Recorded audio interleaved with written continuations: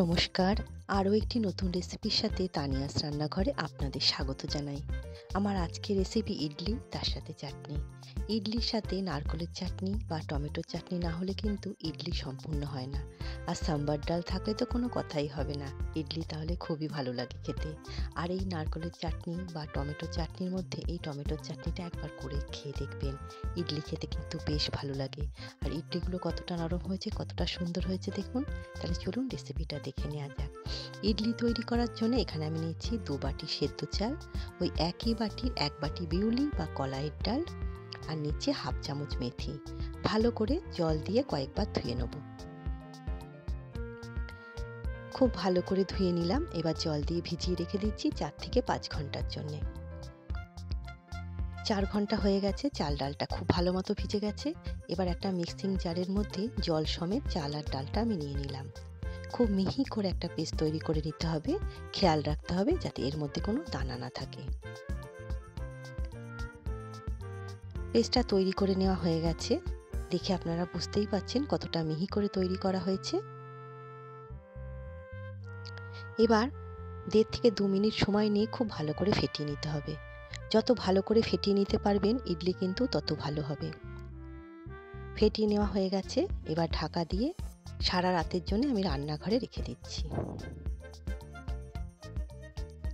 Tomato চাটনি তৈরি করার জন্য আমি একটা মিক্সিং জারের মধ্যে কয়েকটা শুকনো লঙ্কা নিলাম, 2টো টমেটো আমি কেটে রেখেছিলাম সেটা দিলাম, অর্ধেকটা পেঁয়াজ কেটে রেখেছিলাম সেটা দিলাম, সামান্য একটুখানি আদা, 10 কোয়া রসুন, 2 টুকরো নারকেল দিলাম, দিয়ে দেখবেন খেতে ভালো লাগবে, জিরে 1 চামচ, স্বাদ অনুসারে নুন, আর দিচ্ছি তেঁতুল। এবার জল দিয়ে একটা পেস্ট তৈরি করে নেবো। আর সামান্য একটুখানি গুড় দিলাম, গুড়টাও দিয়ে দেখবেন খেতে কিন্তু বেশ ভালো লাগে। আর ঝালটা আপনারা আপনাদের স্বাদ বুঝে ব্যবহার করবেন। এবার ফ্রাই প্যানের মধ্যে তেল দিলাম, তাতে দিচ্ছি সর্ষে, ছোলার ডাল, কলাইয়ের ডাল, শুকনো লঙ্কা, কারি পাতা, আর সামান্য একটুখানি হিং। ফোড়নটা একটুখানি ভেজে নিচ্ছি কয়েক সেকেন্ডের জন্যে। এবার এর মধ্যে পেস্ট করে রাখা টমেটো, লঙ্কা, পেঁয়াজ, রসুন যেটা করেছি সেটা দিয়ে দিলাম। এর মধ্যে একটু কাশ্মীরি লঙ্কার গুঁড়ো দিচ্ছি, কালারটা বেশ ভালো আসবে, দেখতে বেশ ভালো লাগবে। এই চাটনিটা তৈরি করতে কিন্তু খুব একটা বেশি সময় লাগে না। আমি 2 মিনিট মতো রান্না করে নিব, তাহলে কিন্তু চাটনিটা তৈরি হয়ে যাবে। চাটনিটা তৈরি হয়ে গেছে, দেখুন কালারটা কত সুন্দর হয়েছে, আর খেতেও কিন্তু বেশ ভালো লাগে। তৈরি হয়ে গেল গরম গরম টমেটোর চাটনি। এবার একটা বাটিতে ঢেলে নিচ্ছি।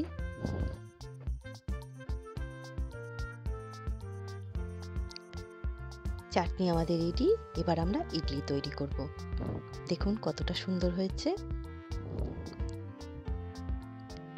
এবার ইডলির ব্যাটারটা চেক করে নিচ্ছি। ব্যাটারটা দেখুন ফুলে দ্বিগুণ হয়ে গেছে আর কতটা সুন্দর হয়ে গেছে।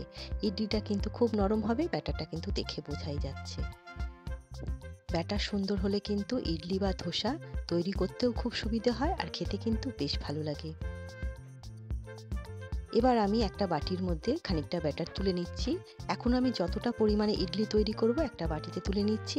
বাদ বাকি ব্যাটারটা আমি ঢাকা দিয়ে ফ্রিজে রেখে দেবো। ইচ্ছে মতো কিন্তু আমি ইডলি তৈরি করে নিতে পারবো। এর মধ্যে স্বাদ অনুসারে নুন আর জল দিয়ে ব্যাটারটা তৈরি করে নিচ্ছি।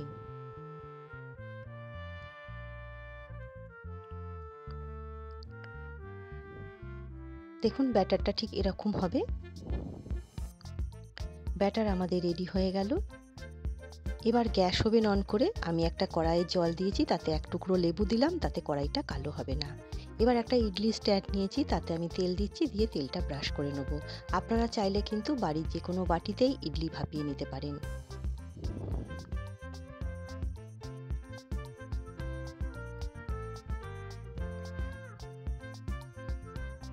এবার 1 হাতা করে ব্যাটার দিচ্ছি।